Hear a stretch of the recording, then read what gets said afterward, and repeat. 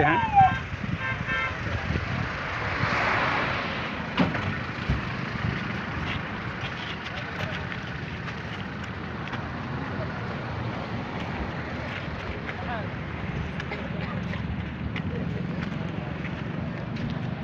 अध्यक्ष sir,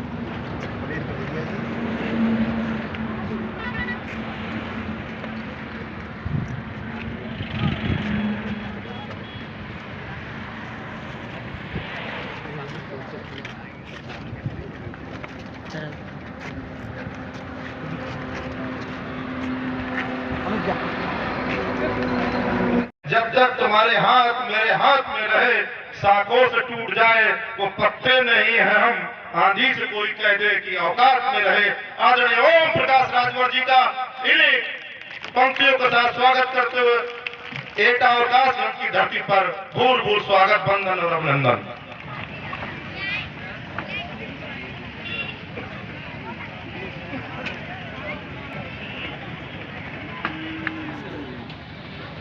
Surendra Bharatiya Samaj party द्वारा आयोजित जनसभा की अध्यक्षता करते हुए सम्मानित अध्यक्ष महोदय,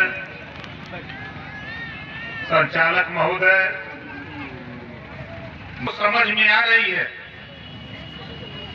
जो नेताजी लोग बोल रहे थे अभी, वो बात आप लोगों को समझ में आ रही है। कितने लोगों को समझ में आ रही है, हाथ उठाइए। समझ में आ रही है?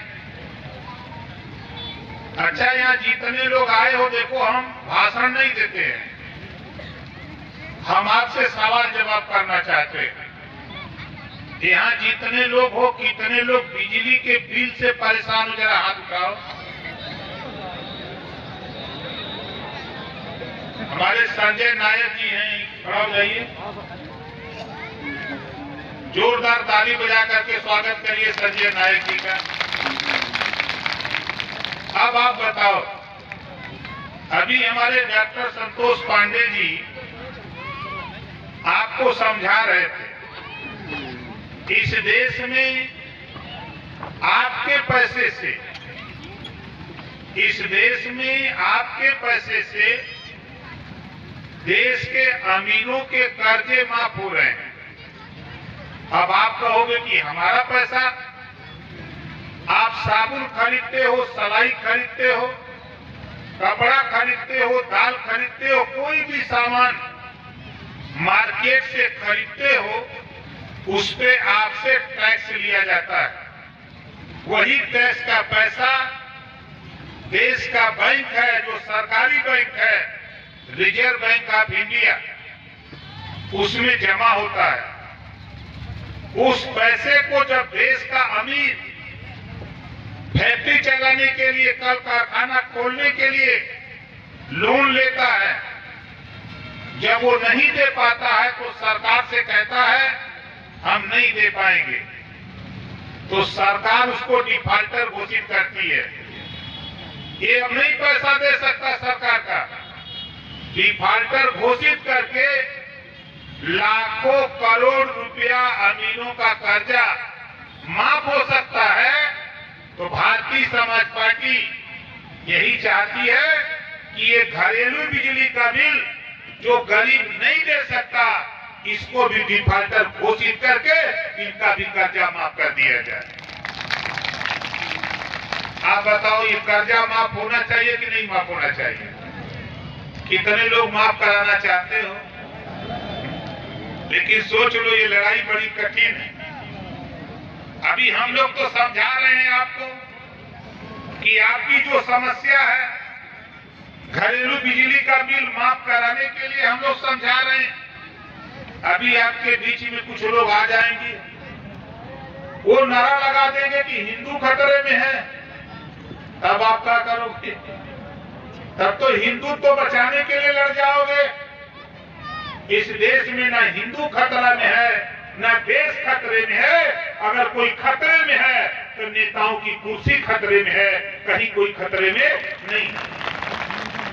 इस नाते आप अपनी लड़ाई लड़ो। देखो, बाबा साहब डॉक्टर अम्बेडकर जी ने आपको पावर दिया है। हम तो कहते हैं ना रब ने दिया ना रहमान ने दिया, ना रब ने दिया ना रहमान ने दिया, जो कुछ भी दिया बाबा साहब डॉक्टर अम्बेडकर ने दिया।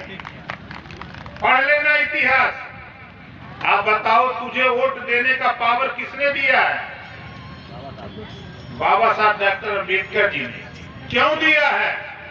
इसी वोट से चाहो अपने घरेलू बिजली का बिल आप माफ करा सकते हो। ये वोट में तेरे इतना बड़ा पावर बाबा साहब डॉक्टर अम्बेडकर जी ने दिया। लेकिन वोट का महत्व देश के नेताओं ने हमको आपको समझाया। चुनाव आ जाता है तो कोई हमको दारू पिला देता है, कोई मुर्गा खिला देता है, कोई खाना खिला देता है, कोई हमको धोती दे देता है, कोई पैसा दे देता है।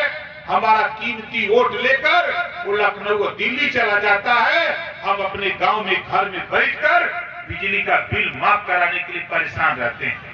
इस नाते आपसे कहना चाहता हूं कि साथियों, दुनिया के तमाम देशों में शिक्षा और स्वास्थ्य फ्री है। दुनिया के तमाम देशों में शिक्षा और स्वास्थ्य फ्री है। भारतीय समाज पार्टी तो यही चाहती है। इस देश में दो तरह की शिक्षा है। अमीर का बेटा कॉन्वेंट में, गरीब का बेटा प्राइमरी में सरकारी स्कूल में। अमीर का बेटा कॉन्वेंट में कैसे कंप्यूटर पढ़ेगा, गरीब का बेटा प्राइमरी में कैसे कबूतर और कौवा पढ़ेगा। बोलो सही है कि गलत है? हमारी बात समझ में आ रही है आपको? हम तो यही लड़ाई हम लोग लड़ रहे हैं। हमारे भाई प्रेमचंद कश्यप जी जो प्रदेश के अध्यक्ष हैं, ये प्रेमचंद कश्यप हैं, जोरदार ताली बजा के इनका स्वागत करिए। हमारे राष्ट्रीय सचिव हैं शिशुपाल सिंह यादव जी, हमारे राष्ट्रीय सचिव हैं नेम सिंह राजपूत जी,